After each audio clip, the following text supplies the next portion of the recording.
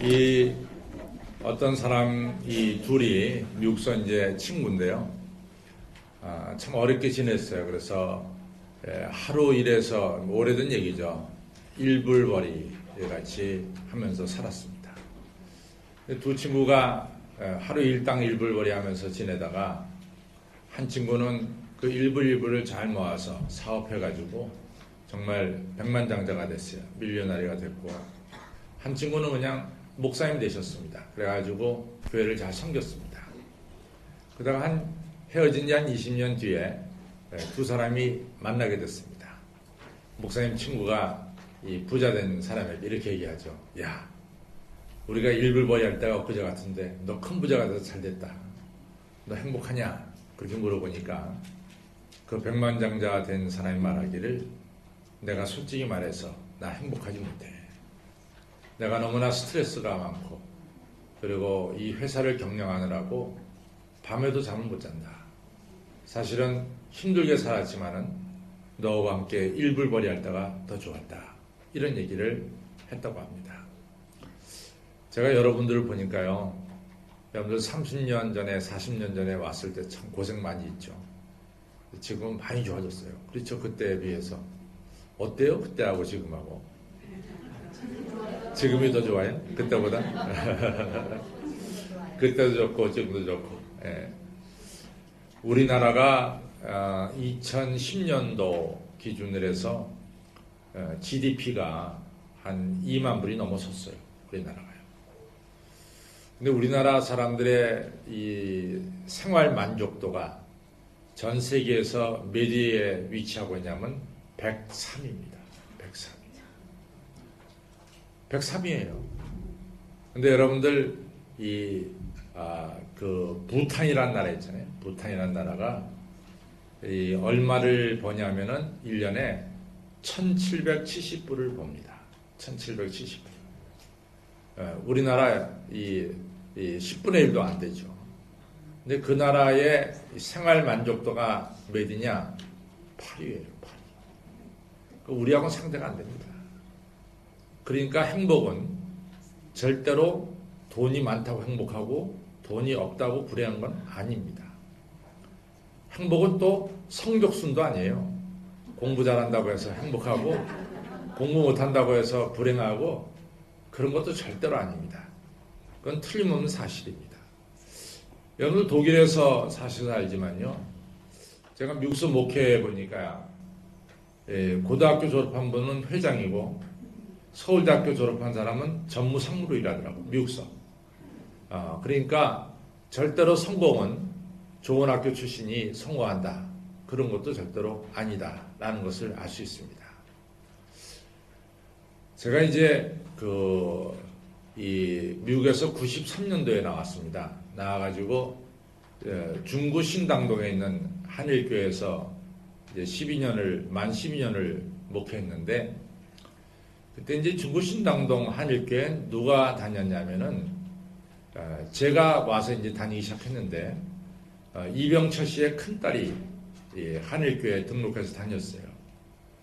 이분이 온누리교회도 갔다가, 온누리교회가 좀 시끄럽다고 소망교회 갔다가, 또 소망교회 목사님 너무 무섭다고, 곽성희 목사님 좀 무서워요. 그래가지고 야단을 막 칩니다.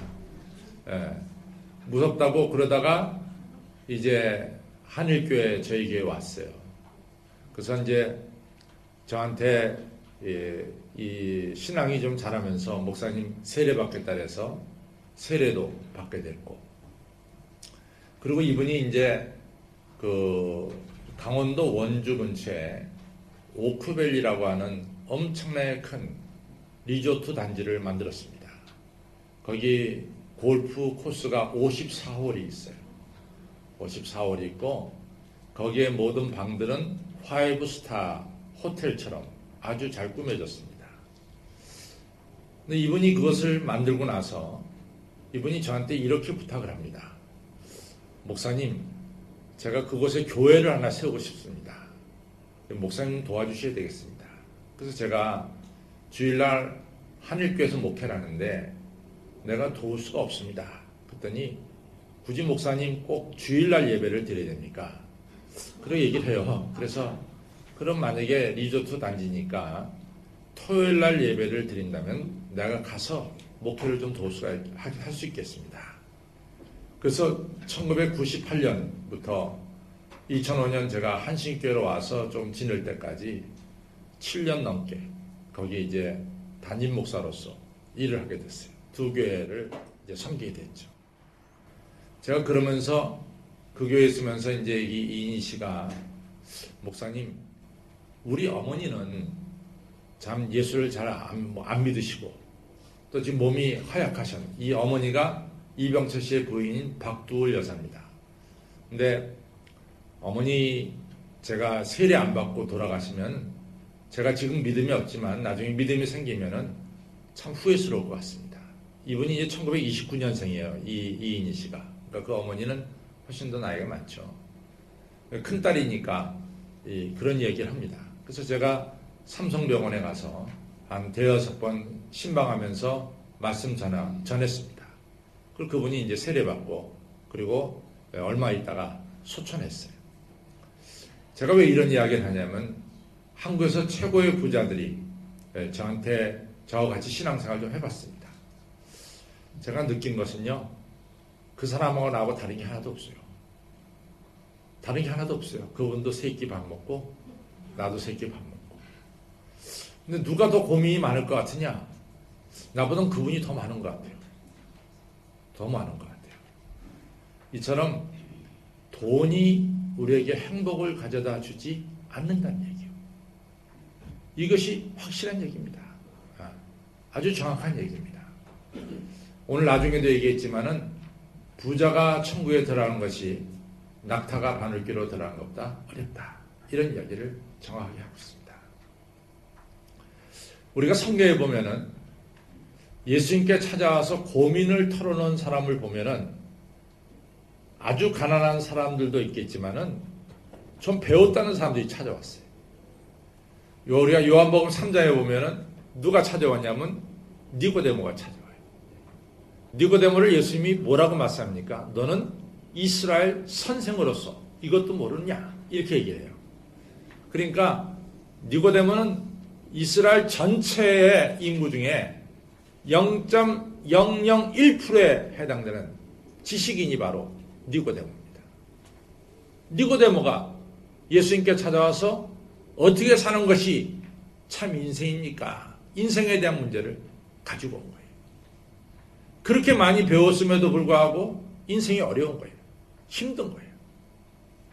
또 여러분들 누가복음 10장에 보면은 율법학자가 예수님께 찾아와서 어떻게 해야 영생을 얻겠습니까? 라고 말하고 있어요. 이 율법학자도 1000명 중에 1명 해당되는 0.01%에 1%에 해당되는 사람이 바로 율법학자예요. 굉장히 실력 있는 사람입니다. 또 여러분 누가복음 19장에 나오는 삭개오가 가난한 사람입니까? 부자입니까? 부자예요. 부자지만 문제가 있기 때문에 뽕나무 위에 올라가서 예수님을 바라본 거예요. 그러니까 성경에 와서 인생의 문제를 참 털어놓는 사람은 아주 가난한 사람이라기보다는 부유한 사람들이 더 많이 찾아왔어요. 부자가 더 고민스럽다 그 얘기예요. 부자가. 제가 이제 샌프란시스코에서 공부했다고 말씀했어요. 근데 샌프란시스코 신학교가 어디 있냐면 신학대학원이 샌프란시스코에서 골든게이트 브릿지를 타고 북쪽으로 가면은 그 북쪽을 머린 카운티라고 불러요. 그 카운티는 우리나라로 말하면 구 정도 돼요. 뭐 성북구, 뭐 제가 살고 있는 서초구, 뭐 강남구 이 구를 갖다가 쉽게 표현하면은 카운티라고 부릅니다. 근데 이 머린 카운티는 얼마나 좋은 데냐면요. 머린 카운티는 사실은 흑인을 볼 수가 없어요. 흑인을 볼 수가 없고 머린 카운티는 공장이 하나도 없어요. 공장이 없습니다. 근데 머린 카운티에서 유일하게 흑인을 볼 수 있는 데는 이 샌프란시스코 신학대학원에서만 볼 수 있어요. 왜냐하면 아프리카에 와서 유학 온 학생들이 많기 때문에. 그 외에는 거기선 사실은 흑인이 살기가 참 어렵습니다. 공장도 없습니다. 그래서 미국 전체에서 이 가장 살기 좋은 넘버 5를 꼽으라. 1, 2, 3, 4, 5를 뭐 아인츠바이트라이 뭐 이렇게 나가면요. 이 다섯 번째가 어디에 속하냐면은 이 머린 카운트 신학교가 있는 데를 속합니다. 근데 거기가 굉장히 비싸요. 제가 로스앤젤레스 살았는데 예를 들어서 소고기 500g에 5불을 주고 사면은 그 동네 슈퍼마켓에 가면 한 배 반이 비싸. 한 8불을 줘야 돼. 그 부자들이 사는데 너무나 좋죠. 공장 하나 없고. 여기 정도로 공기가 좋을 것 같아요. 참 공기 좋습니다. 그래서 LA 살다 제가 공부하러 거기 올라가면은 좀 샘이 나요. 야, 이렇게 좋은 데서 사는 사람도 있구나. 좀 샘도 납니다. 그런데 아이러니컬하게도요, 그 머리 카운티가 미국 전체에서 자살률 5번째에 속합니다. 잘 사는 거와 자살률이 병행하고 있어요. 참 신기하게 돌아가요, 그게. 여러분과 저가 자라날 때요, 우리 7 형제거든요. 7남매인데 밥 빨리 먹어야 돼. 늦게 먹어.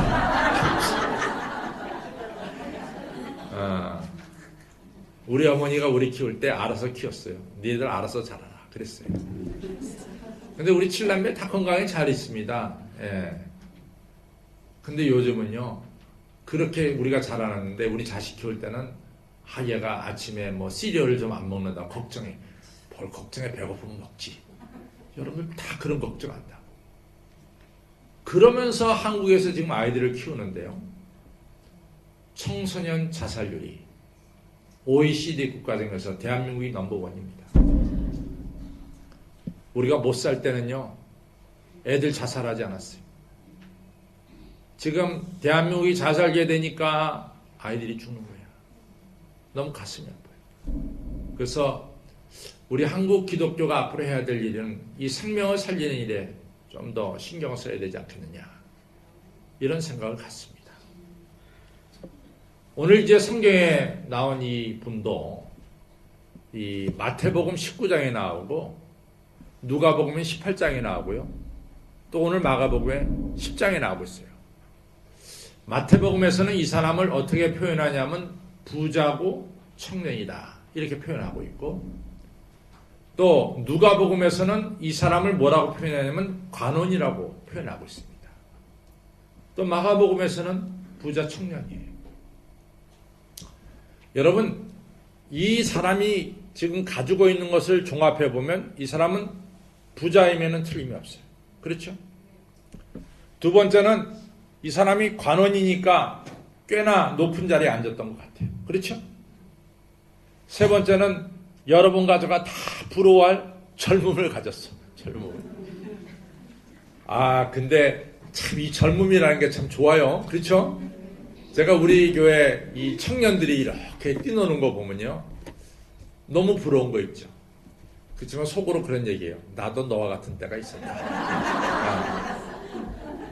정말 나이 들고 보니까 젊음이 좋잖아요. 그렇잖아요.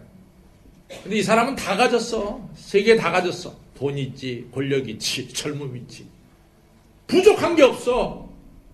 그런 게 뭘 걱정이 많어? 근데 걱정이 있어요. 예수님을 찾아왔잖아. 찾아가지고 내가 어떻게 해야 영생을 얻겠습니까? 근데 여기서 영생은요, 우리가 죽음 뒤에 오래 사는 것을 얘기하는 게 아니에요.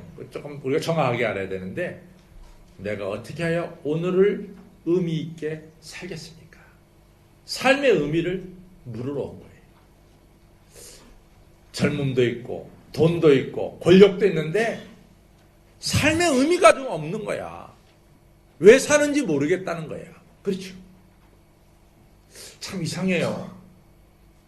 우리가 없을 때는 그런 거 생각하지 않고 살았는데, 좀 가지고 보니까 이제는 왜 사느냐 이런 문제를 생각하게 되더라 그 말이죠. 그렇죠? 근데 이 부자가 그런 생각을 가지고 예수님께 찾아왔어요. 예수님께 찾아가서 뭔가 여쭤보면은 예수님은 정말 삶의 의미를 정확하게 가르쳐 줄 것 같은 그러한 느낌을 받고 왔습니다. 예수님, 어떻게 하면은 제가 삶의 의미를 가지고 바르게 살겠습니까? 그래서 예수님이 뭐라고 말씀하시냐면 너 율법을 다 지켰냐? 살인하지 말고 간음하지 말고 도둑질하지 말고 거짓 증거하지 말고 이웃의 것을 탐내지 말고 그리고 내 부모를 공경했냐?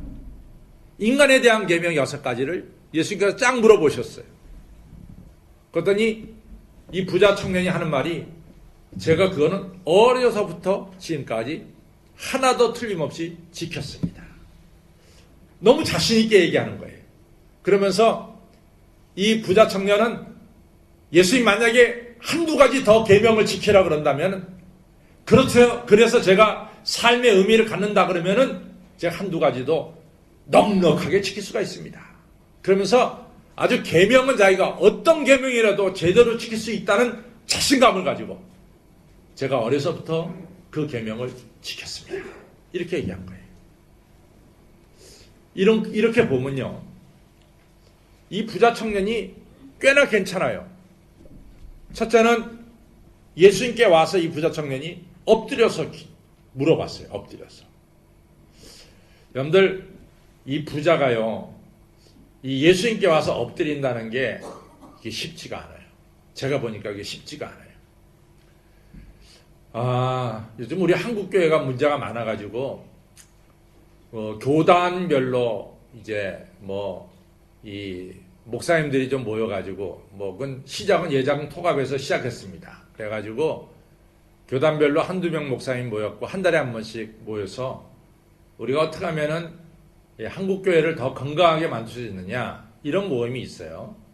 그 모임에는 이제 예장 통합에서는 소망교회 목회하는 김지철 목사님, 또 이제 총회장하는 손다림 목사님이 나오고, 또 감리교회에서는 이 창천감리교회 목사님하고 아영감리교회 목사님이 나오고, 또 기장에서는 저하고 경동교회 박종화 목사님 나가고, 또 이 합동 측에서는 이제 오륜교회라고 있어요. 잠실에 아주 큰 교회입니다. 그 다음에 성결교회에서도 이같이 목사님 나오시고, 그래서 우리가 한 달에 한 번씩 모여요. 근데 이제 모일 때, 예를 들어서 정부 관리도 와서 말씀을 전하고, 또 이제 이 미래 학자도 와서 이야기를 하고, 그래서 참 굉장히 유익한 시간이에요. 근데 한 번은 누가 왔냐면은 중앙일보 사주인 홍석현 씨가 와서 말씀을 전하는데, 그 사람이 말하는 것을 이렇게 들으면서요, 부자치고 제대로 말한다 이런 생각이 들어요. 그 사람 꽤 부자 아닙니까? 홍석현 씨가 중앙일보도 가지고 있고 부자죠. 삼성하고 서로 사돈관계 아닙니까? 그러니까 홍석현 씨의 누이 동생이 이건희의 부인입니다. 그러니까 아주 힘있죠. 중앙일보가 지금 조선일보 다음으로 많이 읽히는 게 중앙일보예요. 동아일보가 처집니다. 그리고 요즘은 또 이 TV도 허락받아가지고요. 또 이 JCB라고 해서 TV 방송국도 지금 오픈을 했어요. 근데 말을 정말로 정확하게 다 잘해요. 근데 제가 그 얘기를 들으면서 나중에 이제 딱 느끼고 나서 느낌이 뭐냐면 뭔가 거리가 있어. 뭔가 거리가 있어. 그거는 제가 느낀 바로 그대로입니다. 역시 이 부자들은 좀 겸손한 맛이 빠져요. 겸손한 맛이. 그런데 이 부자 청년은 예수님께 와서 엎드려서 절했어요. 그거 쉬운 일 아닙니다. 정말 쉬운 일 아닙니다. 그 다음에 이 부자가 그래도 삶의 의미를 찾겠다고 예수님께 왔잖아요. 그렇죠.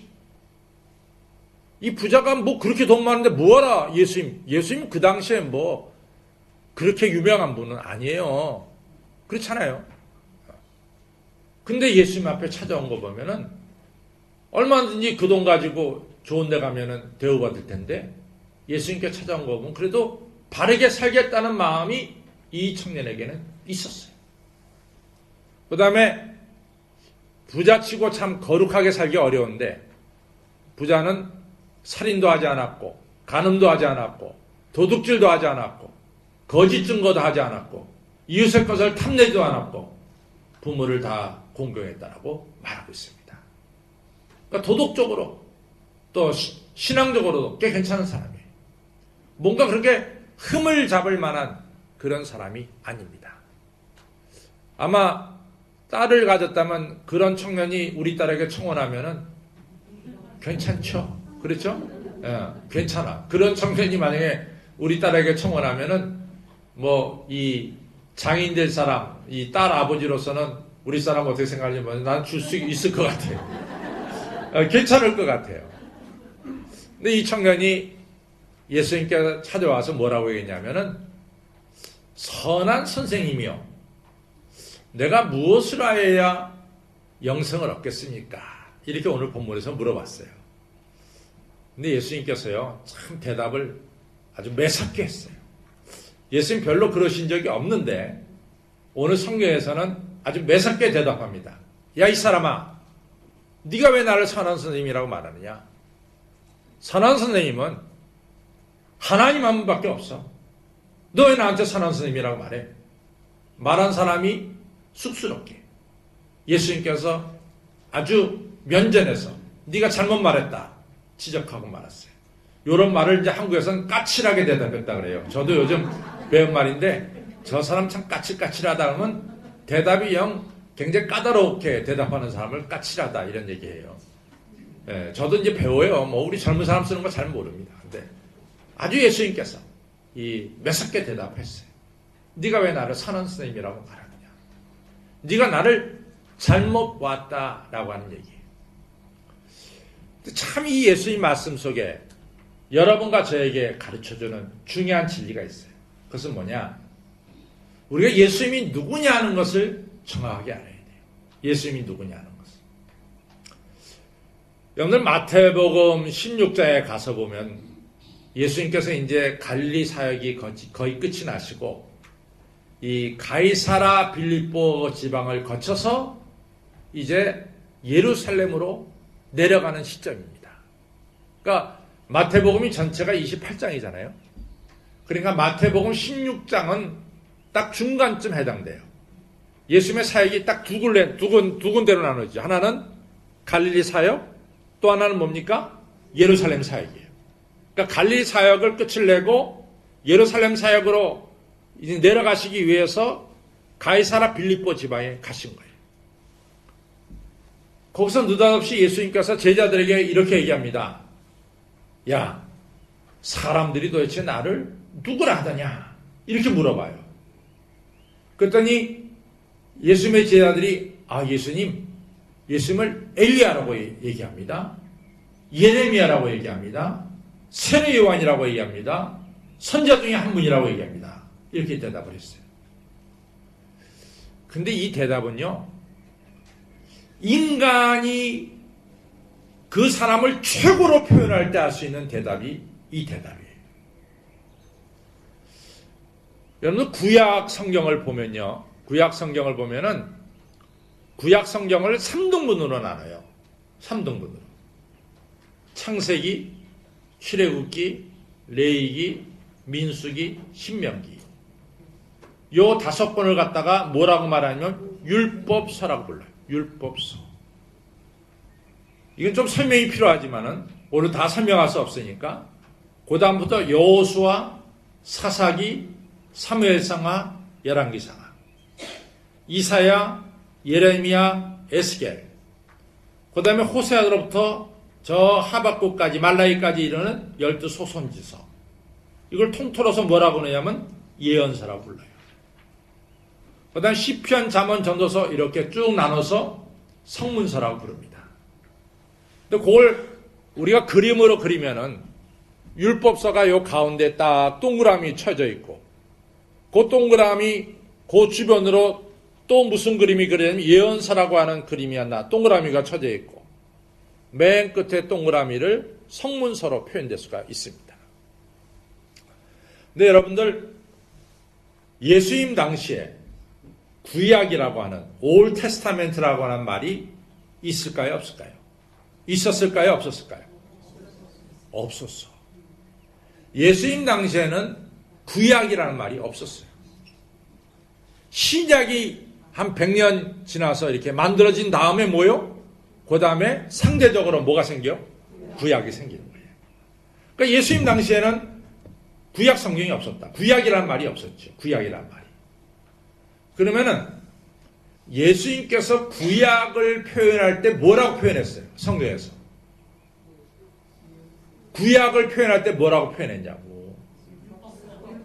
율법서와 선지서라고 말하고 있어요. 율법과 선지서. 그렇죠? 근데 한결같이 율법과 선지서라고만 얘기한 것이 아니라 또 다른 표현으로도 얘기하고 있습니다. 또 다른 표현은 뭐냐? 모세와 엘리야로 표현하고 있어요. 모세와 엘리야. 그래서 예수님이 말씀하실 때 너에게 모세와 엘리야가 있지 아니하냐라고 하는 얘기는 너희가 구약 성경을 가지고 있지 아니하냐. 그래서 율법서의 대표자를 누구를 칭하냐면 모세를 칭합니다. 그 다음에 여호수아, 사사기, 사무엘상하, 열왕기상하, 그 다음에 이사야, 예레미야, 에스겔, 그 다음에 이 호세아서부터 말라기에 이르기까지 모든 예언서를 통틀어서 대표자를 누구를 취급하느냐? 엘리야를 취급하는 거예요. 그래서 마태복음 11장의 변화산에서 예수님이 변화산에 올라가서 누구를 만나요? 모세와 엘리야를 만나는 거야. 이 모세와 엘리야를 만났다는 얘기는 예수님의 제자 베드로, 요한, 야고보 앞에서 예수님이 바로 구약에서 예언된 메시아라는 사실을 확실하게 가르쳐준 사건이 바로 변화산 사건입니다. 그러니 엘리야가 얼마나 대단한 인물이에요. 그렇잖아요? 예언서 전체를 통틀어서 뭐로 대표로 얘기하냐면 엘리야를 대표로 얘기하고 있다. 엘리야가 죽음을 봤어요, 안 봤어요? 못 봤죠. 엘리야 불병거 타고 올라갔잖아. 그렇잖아요. 그러니까 예수님 당신을 엘리야라고 말합시다. 대단한 거예요. 그렇죠. 대단한 거예요. 예레미야, 이스라엘이 바빌론에게 망하기 전에 예언할 동안 예레미야. 대단한 예언자죠. 세례요한, 말라기에 의한 450년 동안 선지자가 없다가 예수님의 길을 예비하러 온 세례요한이 요단강에서 세례 줄 때 구름대 같이 사람들이 몰려서 세례를 받았어요. 예수님도 여자가 난 아들 중에 이만한 자가, 이게 큰 자가 없다라고 말할 정도로 세례요한은 대단한 사람입니다. 그러니까 예수님을 엘리야, 예레미야, 세례요한 선지자 중에 하나라고 합시다. 제가 보기에는요, 제자들이 최고의 표현을 했다라고 저는 생각할 수가 있어요. 그렇잖아요. 그런데 예수님은 조금도 행복해하지 않았어요. 예수님은 실망했어요. 정말 예수님이 실망했어요. 제자들한테 너희들도 그러면 나를 어떻게 생각하느냐 말이에요. 너희들은 나를 어떻게 생각하느냐. 그때 베드로가 마태복음 16장 16절에 뭐라고 말씀합니까? 주는 그리스도시요 살아계신 하나님의 아들입니다. 예수님 뭐예요? 그리스도, 메시아고, 그 다음에 하나님이라는 거예요. 우리 예수님이 그리스도라고 하는 것과 엘리야라는 하는 것과 어떤 차이가 있어요? 어떤 차이가 있어요? 이걸 가리켜서 하늘과 땅의 차이라고 그래요. 왜냐? 엘리야는 인간이야. 우리 예수님은 뭐요? 하나님이시라고.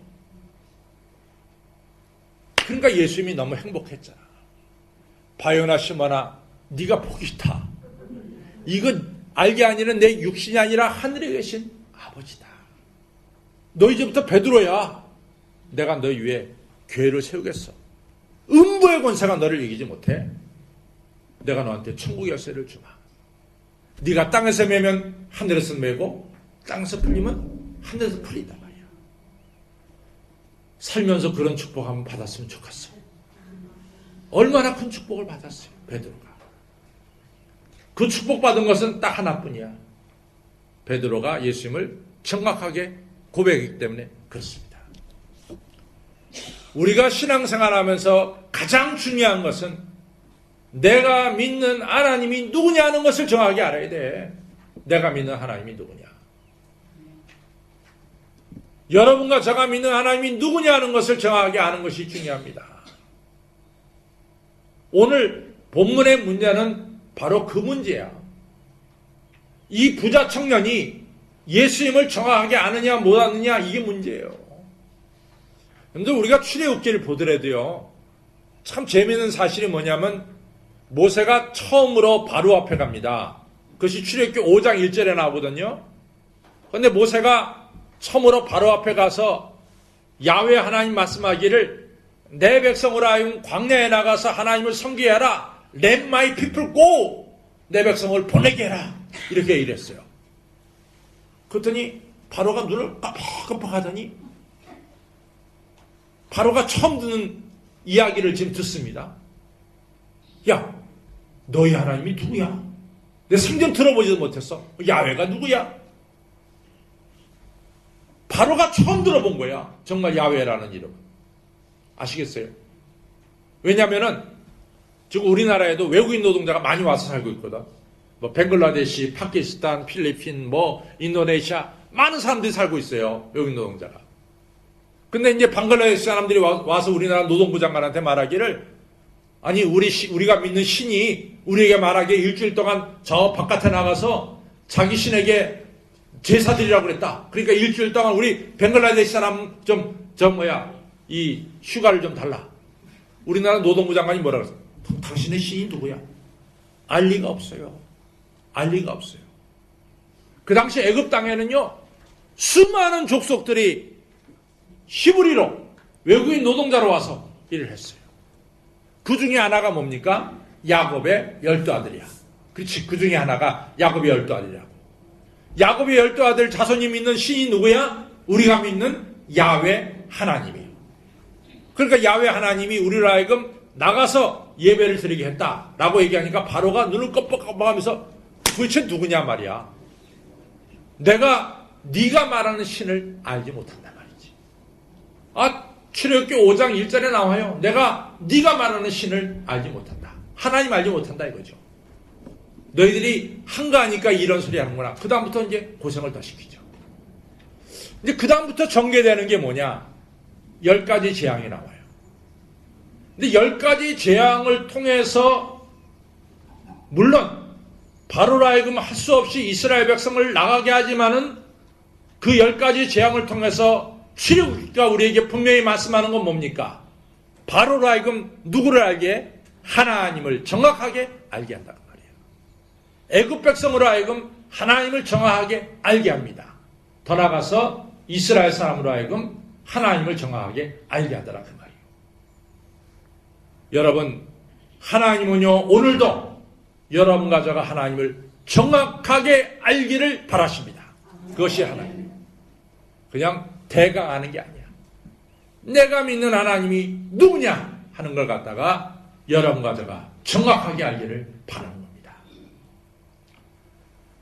여러분, 하나님을 정확하게 아는 사람들은 어떻게 행동하느냐? 출애굽기 3장에 모세가 불붙는 떨기나무 가운데 계신 분이 하나님이심을 알았을 때 모세가 한 행동이 뭐예요? 당장에 발에서 신을 벗었어요. 하나님 앞에 엎드려 졌습니다. 이사야서 6장에 이사야가 성전에 들어갔을 때 이 스랍들이 하늘을 날면서 거룩하다 거룩하다 찬양하고 하나님의 임재를 나타내는 연기가 가득 차고 하나님의 옷자락을 이사야가 발견하게 됩니다. 그때 이사야가 어떻게 해? 그냥 엎드려져. 그냥 땅에 엎드려졌어. 내가 죄 가운데 하나님을 뵙게 되었으니까 이제 내가 죽게 되었습니다. 이것이 누구의 고백이에요? 이사야의 고백이야. 그러나 스랍 하나가 숯불을 가져다가 이사야의 입을 찢어주잖아요. 그렇죠. 누가복음 5장에 보면은 베드로가 밤새 고기를 잡았지만 한 마리도 잡았어요? 못 잡았어요? 못 잡았어. 그래가지고 이 해안가에서 그물을 깃고 있다가 그 배에 누가 타세요? 예수님이 타죠. 예수님 말씀 전한 뒤에 베드로에게 뭐라고 말합니까? 깊은 데 가서 그물을 내려라. 예수님, 내가 밤이 맞도록 그물을 내려서 한 마리도 못 잡았지만 내가 말씀을 내가 존중해서 깊은 데 가서 그물을 내리겠습니다. 내렸더니 엄청나게 많은 고기가 잡혔어요, 안 잡혔어요? 잡혔죠.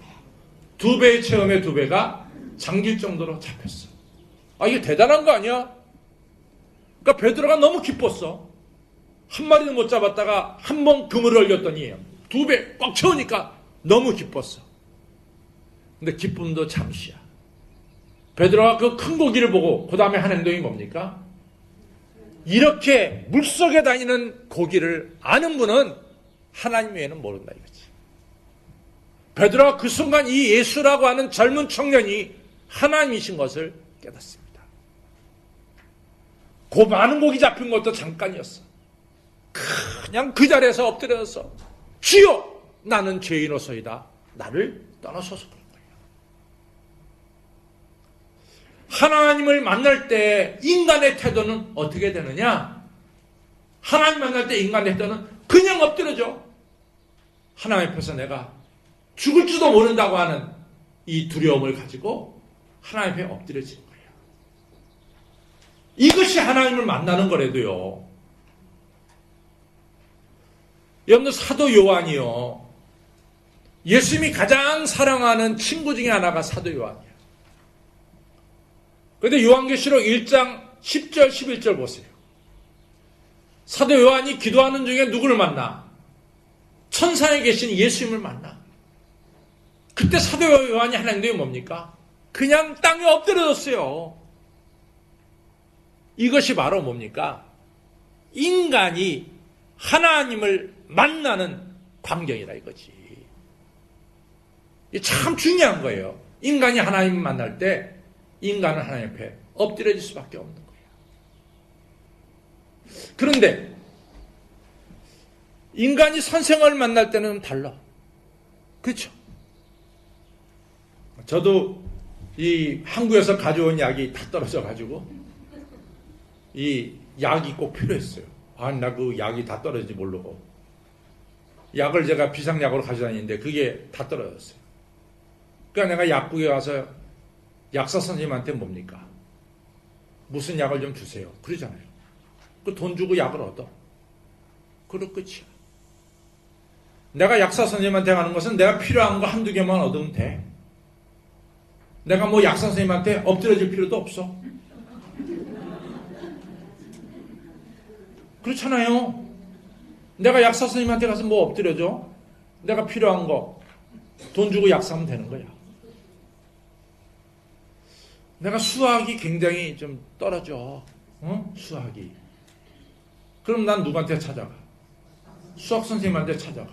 돈 주고 수학 배우면 돼. 내가 수학 선생님한테 엎드려질 필요가 있어요? 없어요?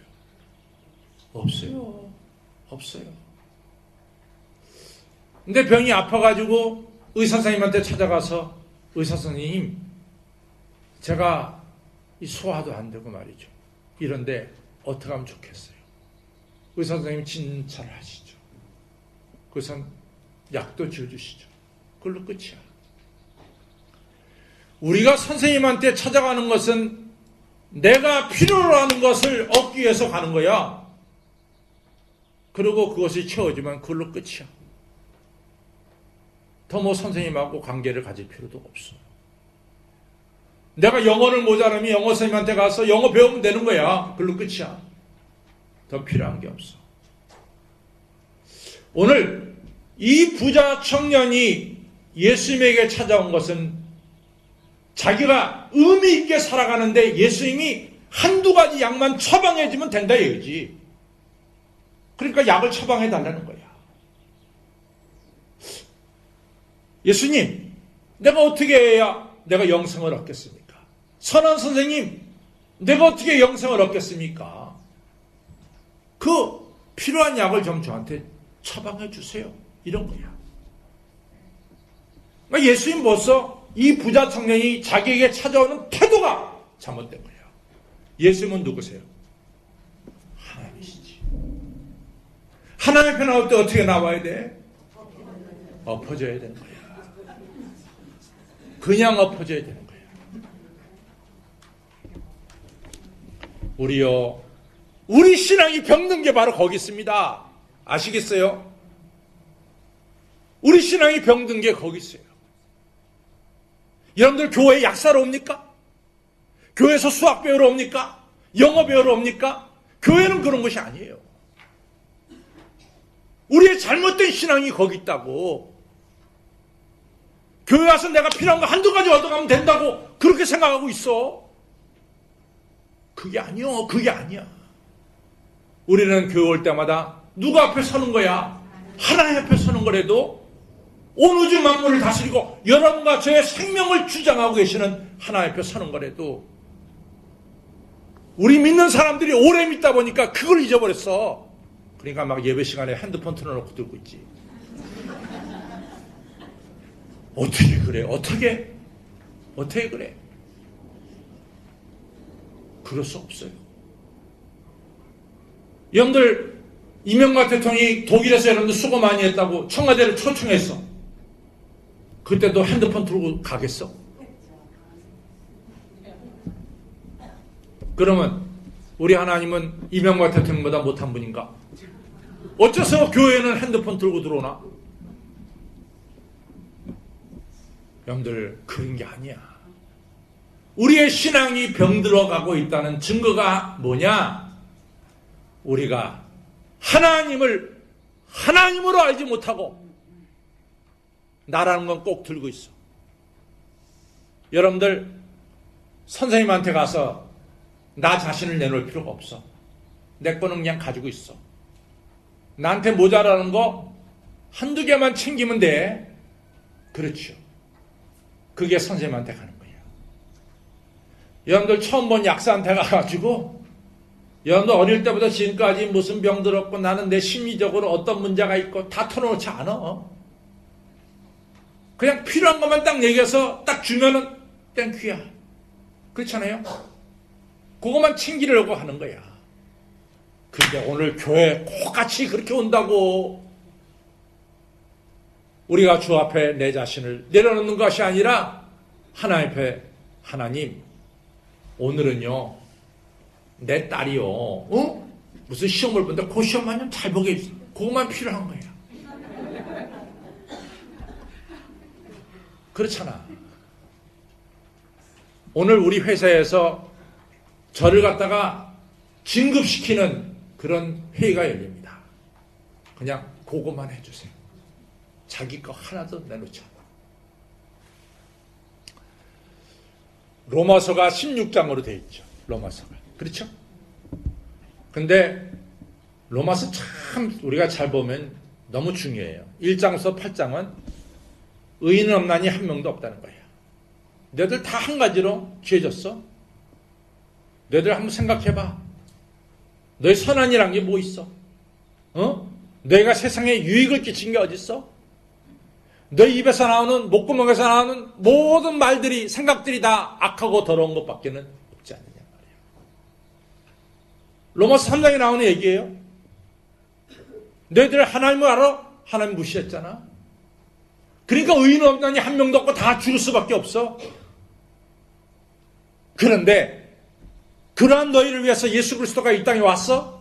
너희를 대신해서 예수 그리스도께서 십자가에 달려 죽어서 내가 원수되고 하나님에 대해서 막 모욕하고 너희들이 악하게 행동할 때 로마서 5장에 너희를 위해서 예수님께서 십자가에 달려 죽으심으로 너희를 얼마나 하나님이 사랑하시는가를 사랑을 보여줬어? 이 사랑을 믿는 자는 누구를 막론하고 멸망치 않고 영생을 얻게 되는 거야. 이것이 로마서 1장부터 8장까지 나오는 얘기예요. 로마서 8장에서 너희들이 그 예수님을 원수 같은 너희를 위해서 죽은 예수님을 너희들이 믿음으로 받아들이면 너희가 죄악에서 건짐받고 죽음에서 건짐받게 되는 거야. 그것이 로마서 8장 끝에 나오는 겁니다. 여호와가 나를 위하시니 누가 나를 대적하리요? 내가 이렇게 믿어서 이제 여호와를 알게 됐으니까 누가 나를 대적하리요? 누가 나를 정죄하리요? 나온 것이 로마서 8장 마지막이에요. 9장, 10장, 11장은 바로 자기 동족 이스라엘 사람들에게 말하고 있어요. 12장부터 15장까지, 이제 16장은 인사고 12장부터 15장까지는 이렇게 예수 그리스도로 말미암아 구원받은 너희들이 앞으로 해야 될 일이 뭐냐? 로마서 12장 1절, 형제들아 내가 하나님의 모든 자비하심으로 너희를 권하노니 너희 몸을 어떻게 거룩한 산 제물로 드려라 얘기야. 제물이 뭐요? 내가 죽는 거야. 내가 엎드려지는 거라도 제물이. 그렇잖아. 아니 하나님 앞에 제물로 바친 송아지가 팔짝 뛰면 어떻게? 죽어야지 그게. 그렇잖아요. 여러분과 저가 죽어야 되는 거예요. 교회 와서. 그냥 엎드려줘야 된대도. 그래야 은혜를 받는데도요. 안 그래요?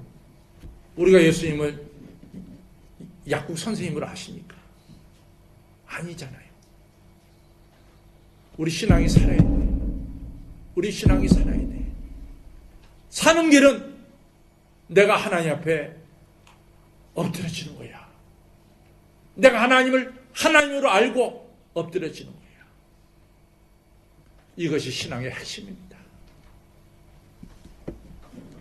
저는 우리 교회에서 예배 드릴 때도 마찬가지요. 저는 예배 시간에 사실은 제가 여러분들 다 쳐다봐. 조는 사람도 알고 내가 다 알아. 나는 우리 교회에서도 이렇게 얼굴 쳐다보면 설교해. 그러니까 저 끝에 앉아있는 사람도 우리 게 오집사가 맨날 끝에 앉았거든. 오준석 집사 보인다. 그러면 그냥 깜짝 놀래.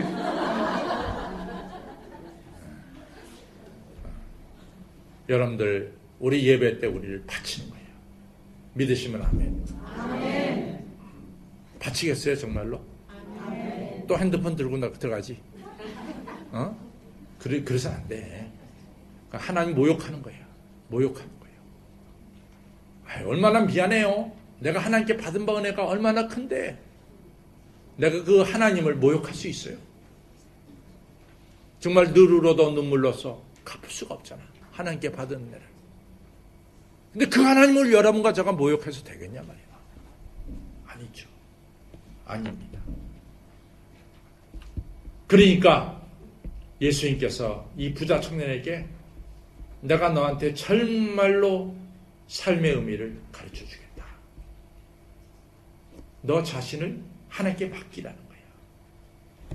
네 재산을 다 팔아 가난한 자들에게 주고 나를 따르라는 말씀은 또 다른 말로 말하면 너 전체를 나한테 맡겨. 네가 나를 하나님으로 안다면은 너 자신을 나한테 맡기라는 거야. 참 물질 문제가 나와서 여러분들 참 저거 한데요. 제가요 미국서 목회할 때요. 제가 이제 13년을 미국서 목회했거든요. 근데 제 별명이 젠틀맨 목사예요. 젠틀맨 같지 않아요?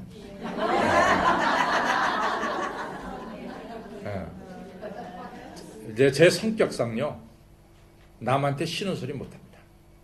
잘 못해요. 난 성격상 남한테 싫은 소리 못해요. 그리고 남 이렇게 부담 주지 않고요. 내가 할 일 내가 알아서 다 합니다. 내가 굳이 남한테 폐를 끼칠 필요가 없다고 생각하는 게 저예요. 우리 윤 목사님 네 분이 너무 잘해서 내가 송구스럽지만 또 윤 목사님 네 분이 잘 안 해줘도 제가 알아서 잘해요. 근데 너무 잘해줘서 내가 고맙죠. 제가 남한테 폐 끼치는 사람이 아니에요. 그러니까 제가 목회할 때도요. 우리 교인들에게 좀 싫은 소리 내가 잘 안 해요. 여러분들 싫은 소리 중에 하나가 뭐냐면 헌금 내라는 소리야. 나 그거 잘 안 해요. 내가 목회하면서 11조 바치라는 얘기도 별로 안 했고 그랬어요. 근데 저희 교회 이제 전도사님 중에 김진숙 전도사님이라고 저희 교회에 계셨는데 저는 이제 목회를 할 때요. 제가 목회하면 세교인들이 많이 와요. 세교인들이 참 많이 옵니다. 그런데 세교인이 오게 하는 것은 제 장점인데 제 단점이 뭐냐면 뒷문을 못 잠가. 그게 제 단점이에요. 그러니까 세교인은 많이 오는데 그 세교인을 잘 잡지를 못해요. 네. 저도 뭐 제 약점이 있죠. 근데 김준수 선생님 오와가지고 이분이 뒷문을 잘 잠가. 그러니까 교회가 부흥돼요. 교회가 부흥되는 거예요. 미국 교회에서 80명에서 100명 되기 어려워요. 그분이 오니까 80명에서 100명 됐어. 100에서 150명 되는 게 어려워. 그분이 오니까 150명 만들더라고. 못 나가니까. 내가 있었으면 나갔을 거야. 그분이 아주 잘해요. 150에서 200 되더라고. 200에서 250 되더라고. 그러니까 여러분들 미국 교회가 1980년대에요. 이 한국 교인들이 250명 모이면 굉장히 많이 모인 교회예요. 저 부목사님 2분 계셨고 전도사님 계셨고 그러면서 목회했어요. 근데 이 김준수 선생님이 어디서 이 전도사 생활을 한국에서 했냐면 지금은 그 목사님이 욕을 굉장히 많이 먹지만은 금란교회 김홍도 목사님 밑에서 전도사 일을 한 거예요. 그러니까 나는 이 전도사님이 너무 잘하니까 부흥회 하려고 그러는데 나보러 강 목사님 김홍도 목사님 모시고 부흥회 했으면 좋겠대. 그래서 제가 김홍도 목사님 모셨어요. 근데 김홍도 목사님 한 이틀 정도 하더니 저보다 연세가 한 10살 정도 좀 많으신 것 같아요. 서너 살 정도. 강 목사님 좀 보재. 봤더니 내가 강 목사님한테 보니까 강 목사님 교인들한테 칭찬을 듣는데 하나님 편은 칭찬 못 듣게 생겼어. 그래. 그래서 제가 아주 심각했죠. 내가 교인들한테는 좋은 목사라고 칭찬을 듣는데 하나님 앞에서는 칭찬을 못 듣게 생겼다는 거야. 그래서 목사님 이게 무슨 말씀입니까? 강 목사님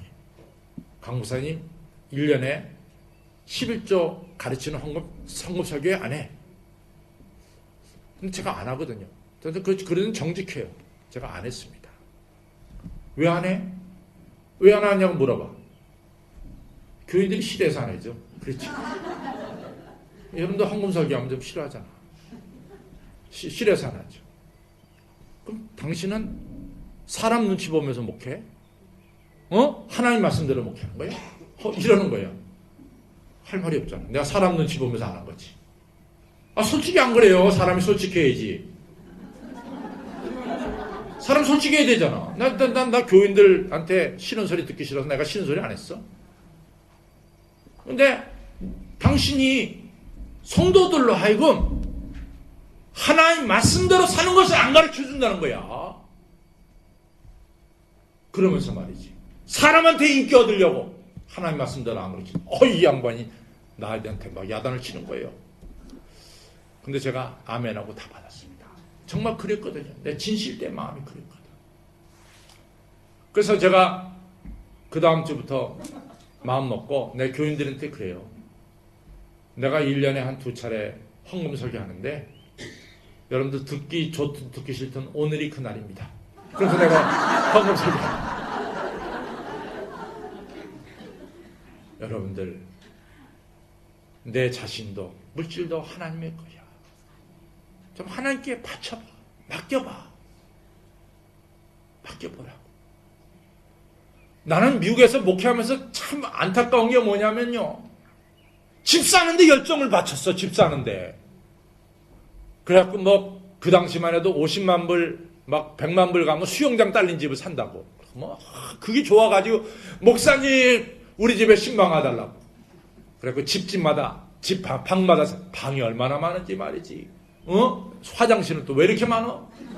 이렇게 많아가지고 식구는 한 4, 5식구밖에 4식구도 안 되는데 방은 한 5개 되고 말이야. 화장실도 그렇게 되고. 내가 보니까 싸움 나면 각방 쓰게 생겼어. 그래서 내가 집 이사한 건 좋지만 부부싸움 나서 절대로 각방 쓰지 마십시오 그러지. 여러분들 이 세상 집 다 두고 가. 안 그래? 다 두고 가. 다 두고 갑니다. 여러분들 독일에 집 가진 거 어떡하겠어? 여러분들 하나님 나라 갈 때 다 두고 가는 거야. 제 선배 목사님이 있었는데요.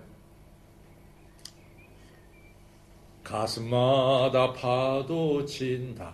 이 찬송가를 쓰신 목사님이시. 너무나 멋있는 목사님이죠. 근데 그 목사님 사모님이 의사 선생님이었어요. 그래가지고 청량리 일대의 땅을 많이 사뒀어. 근데 이분이 이 카나다로 이같이 이민 가게 생겼어요. 그 카나다 갔습니다. 목사님 목회하는데 목회가 안 돼. 목회가 안 되는 거야. 뭐 교회가 안 되는 거야 도대체. 목사님 네 분이 고민했어요. 왜 교회가 안 될까? 근데 이제 가만히 자기를 따져보니까 맨날 자기 부부가 무슨 생각하냐면 그 청량리 일대의 땅을 누구한테 맡겼냐면 처남한테 맡기고 왔어. 그래가지고 맨날 하는 게 이 처남이 남 몰래 우리 몰래 팔아먹지 않을까. 이 생각하는 거예요 목사님 네 분이. 그 목사님 참 진실됩니다. 시도 많이 써가지고요. 저같이 어린 목사님인데 그 얘기 안 할 것 같은데 다 해줘요. 강 목사 말이야 내가 카나다에서 목회하는데 목회가 안 돼. 내가 생각해보니까 그 청량리 땅을 처남한테 맡겼는데 이 처남 놈이 언제 팔아볼 것 같아서 걱정이 되더라는 거야. 그래서 자기 부부가 그 다음엔 마음을 먹었대. 이 청량리 땅을 정리해야 하자. 그래가지고 한국 나가서 청량리 땅을 정리해서 카나다 들어왔더니 그 다음부터 목회가 되더라는 거야. 그러면서 하는 말이 내 물질이 있는 곳에 내 마음이 있느니라. 믿으시면 아멘. 아멘. 여러분들 하나님 나라에 여러분들의 물질이 있으면 여러분들의 마음이 어디에 있어요? 하나님 나라에 있습니다. 하나님 나라에. 제가 오전에 말씀한 거 조금 더 연결시키죠. 제가 미국 교회가 잘 되니까 그 다음에 어느 교회가 고통을 받는다 그랬어요? 한국 교회가 고통을 받는다 그랬어요. 그러니까 우리가 나갈 수밖에 없게 됐어요. 그럼 맨날 뭐 김치 냄새 난다고 강대상에 써내니 이거 어떻게 살겠어? 나가야지. 나가는데 아마 제가 기억하기에 나 정확하게 뭐 그 우리 사람이 더 기억해. 84년도에 예배당 샀습니까? 85년도에 예배당 샀습니까? 84년 85년에 예배당 샀어요. 그때 100만 불이야 예배당. 지금은요 100만 불 10억이면 돼. 근데 그 당시에 100만 불은요 정말 밀리언알이야. 1984년 5년에. 나는 예배당을 사자 그랬지. 그랬더니 장로님들이 다 반대야. 아이고 목사님 예배당 어떻게 삽니까? 돈도 없는데. 근데 장로님 한 분이 막 사게. 아이고 목사님 말씀만 사자고 그랬고 그분 말씀 그 장로님 중에 한 분이 나를 도와주니까 됐다. 가지고 100만 불짜리 예배당을 딱 계약하고 그랬어요. 근데 제가 무슨 얘기를 하려고 그러냐면은 제가 미국 교회에서 예배를 드릴 때 그때가 제가 이제 30대 초반 아닙니까? 물불 안 가리고 목회했지. 물불 안 가리고. 정말로 물불 안 가리고. 그 교인들 정말 이 노인 아파트에서 모셔다가 예배당에 앉히고 또 예배 끝나면 갖다 모셔드리고 이러면서 목회를 했어요. 정말 최선을 다해 목회했어요. 근데 이제 우리가 미국 교회가 예배를 드리고 나서 2시에 예배를 드리니까 이 캘리포니아 날씨가 또 얼마나 따뜻해. 예배 2시만 되면은 전부 다 좋아. 근데 이제 때마침 우리 교회 근처에 베다니 교회라고 있었는데 그 베다니 교회는 미국 장로교회가 원페니 받고 건물을 그냥 줬어. 원페니 받고. 그러니까 그 교회는 아침 10시 반에 예배드려. 근데 교인이 한 350명 모였어. 그 당시에.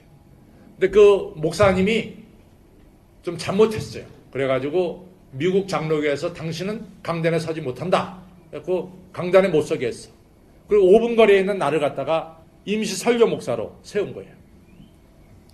그럼 10시 반에 거기 가서 설교하고 난 자동차 타고 우리 교회 가서 2시에 설교하면 되는 거지.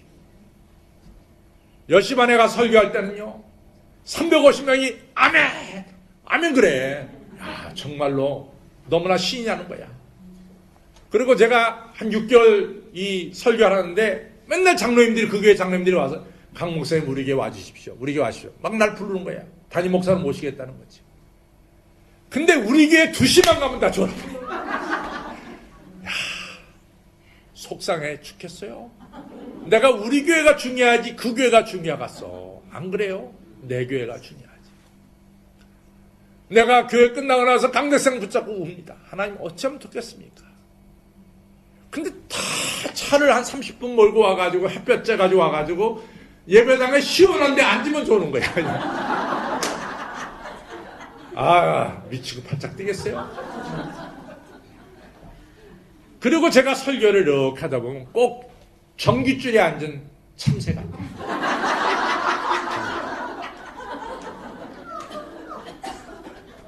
뭔가 난리 나면 다 도망갈 교인들이야. 이 목사가 이런 느낌이 있습니다. 느낌이. 그렇잖아요. 내가 여러분들 보니까 여러분들은 말씀을 받아들이는 이 스펀지 같은 마음을 가졌어. 예, 제가 이 느낌이 있다고. 개 중에 없는 사람도 있지만은. 하여간 그런 느낌을 가졌다고. 그러니까 항상 교인들을 볼 때 불안한 거야. 불안한 거야. 그래가지고 안 되겠다 해가지고 이제 예배당을 샀어요. 근데 이제 저는 예배당 살 때 물론 그 당시에 우리 교회에 큰 부자도 없었지만은 전부 다 교인들이 동참하게 합니다. 다 동참하게 합니다. 그래서 지금 이제 서울에 있는 저희 교회가 11월부터 다시 짓거든요. 그랬더니 제가 전 교인한테 지금 동참하게 시킵니다. 그러니까 전부 다 헌금을 낸 거야. 그래갖고 예배당을 샀지. 주일 예배드리지. 주일 저녁 예배드리지, 수요일 예배드리지, 새벽 기도회 있지, 금요 철야 있지. 교회가 해야 될 일을 다 갖췄어요. 제가 그 다음부터 새 예배당 가서 예배드릴 때 교인들을 보니까요. 내가 발로 차서 당신 나가! 근데 안 나갈 사람들이야. 전부 다 교회에다가 뿌리를 박았어. 헌금을 내니까 뿌리를 박더라고. 헌금을 내니까. 내 물질이 있는 곳에 뭐요? 내 마음이. 틀리면 진리래도. 진리래도요. 여러분들, 우리가 하나님이 만물의 주인이심을 알고 하느님이 전능하신 하나님이심을 믿는다면 왜 우리 자신을 못 맡기겠어? 왜 못 맡기겠어? 왜 못 맡겨요? 나 혼자 살아보려고 애써도 안 돼. 그러나 하나님의 능력의 손안에 붙들리면 일이 절로 풀리는 거야. 하나님이 책임져 주시니까. 하나님이 책임져 주시니까. 여러분, 참 하나님은 대단하신 분이에요. 여기 우리 정광훈 목사님이라든가 조성호 목사님, 또 윤종필 목사님 다 뭐 잘 알지요. 제가요, 한일교회는 이북에서 내려온 사람들이 세운 교회야. 이북에서 내려온 사람들이. 저도 이북 치거든요. 네, 그러니까 이북에서 내려온 교회 가니까 그쪽은 물론 한경도고 저는 이쪽 서쪽이니까 좀 다르지만도 그래도 이 평안도 출신도 한경도 출신들이 받아주더라고. 같이 이북 출신이라. 그래가지고 제가 이제 그 한일교회에서 목회할 때는 제가 미국서 목회하는 걸 나를 청명해서 데려갔거든요. 그러니까 저한테 참 잘했어요. 근데 제가 2005년도에 이제 이준표 목사님이 우리 한신교회를 모르는 사람들이 좀 있는 것 같은데 기장에서는 제일 좋은 교회가 한신교회예요. 그래 안 그래요? 우리 정강 목사님 어딨어? 정강 목사님 어디 계셔? 맞지? 우리 정강 목사님 서울래. 정말 저희 교회가 기장에서는 제일 좋은 교회 중에 하나입니다. 제일 좋은 교회 중에 하나예요. 근데 한신교회에서는요, 제가 갈 수가 없는 교회예요. 정말로 제가 갈 수가 없는 교회예요. 우리 정강 목사님 잘 알아. 내가 갈 수가 없는 교회야. 그 교회는 내가 지금 우리 교회 지금 전임 목회자만 22명 있거든요. 그러니까 그 교회 부목사 출신들이 수두룩하게 많아. 이준표 목사님의 수제자들이 수두룩하게 많아. 나는 이준표 목사님 살아계실 때 별로 많이 만나본 사람이 아니에요. 그런데 그 교회가 후임자를 청하는데요. 나를 정했어. 아무도 우리 정광훈 목사님, 우리 서울로에서 굉장히 중요한 목사님이었거든요. 정광훈 목사님도 몰랐을 거야. 내가 한식교회 가는 거. 몰랐지. 당신도 몰랐을 거야.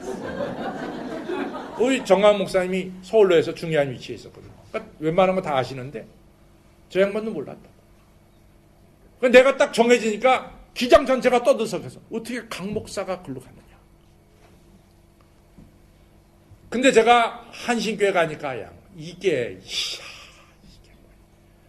3년을 나는 당회를 1시간을 해본 적이 없어요. 3, 40분이면 끝나. 당회 길게 할 필요 뭐 있어. 회의가 많으면 회의가 생긴대도. 그러니까 나는 이게 첫째 나 회의 안 해요. 빨리빨리 끝내지. 근데 이 당회라는데 5시간, 6시간을 한 거야. 이 한식교회는 내가 아는 사람 한 명도 없어. 근데 가가지고요. 우리 사람하고 나하고 거기 가서 목회하는데 매일 당회 5시간, 6시간 죽겠어. 아는 사람 아무도 없고. 우리 사람하고 나하고 그랬어요. 울려고 내가 여기 왔단 말이야. 미치고 팔짝 뛰었어요. 울려고 내가 왔단 말이야. 그냥 이북 사람들, 동양 사람들 있을 때 거기 그냥 있는 거지 말이지. 그 이북치가 뭐하냐, 그냥. 근데 그럴 때 제가 할 건 하나밖에 없어요. 주여 날 받아주소서. 난 살든지 죽든지 주의 것입니다. 내가 맨날 새벽마다 살든지 죽든지 주의 것입니다라고 울부짖어 기도하니까 우리 사람이 제발 죽든지는 좀 빼고 가래.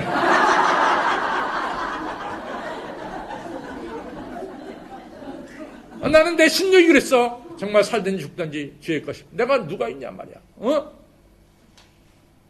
하나님께 나를 맡겼어요. 3년 지나니까 우리 교회가 얼마나 평안한지 말이지. 하나님이 하신 거야. 하나님이 하셔. 하나님께 맡겨요. 하나님께. 왜 못 맡겨? 왜? 하나님 앞에 우리 자신을 맡기시기 바랍니다. 하나님이 책임져 주세요. 아브라함이 왜 아브라함이 됐어?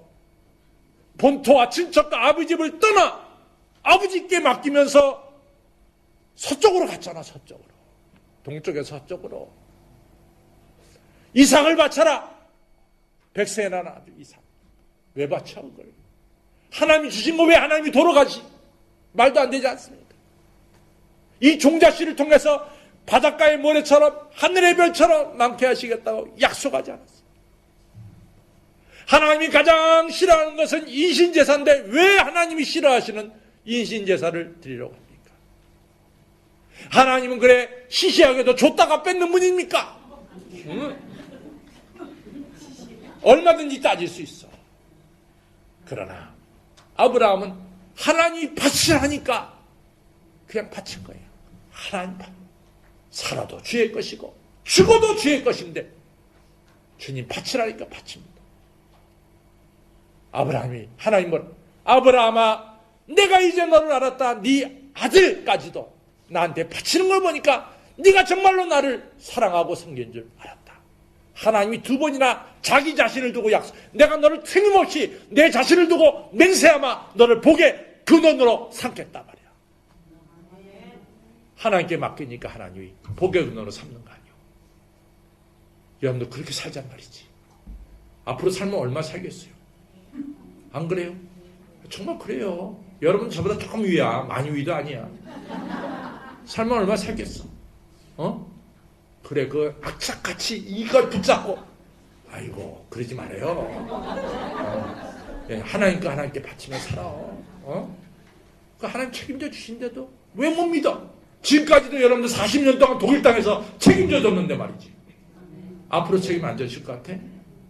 책임져 주시지. 왜 못 믿어 하나님을? 하나님 여러분 책임져 주신데도 믿습니다 말이야. 하나님이 여러분과 저를 책임져 주세요. 맡기시고 우리 자신을 바치시길 바래.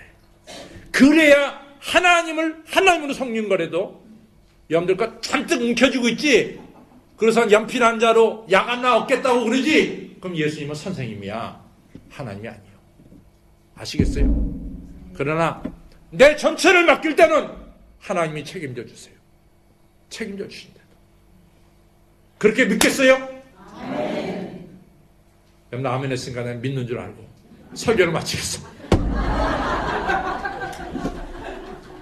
아니면 더 하려고 했는데 설교 마치겠습니다.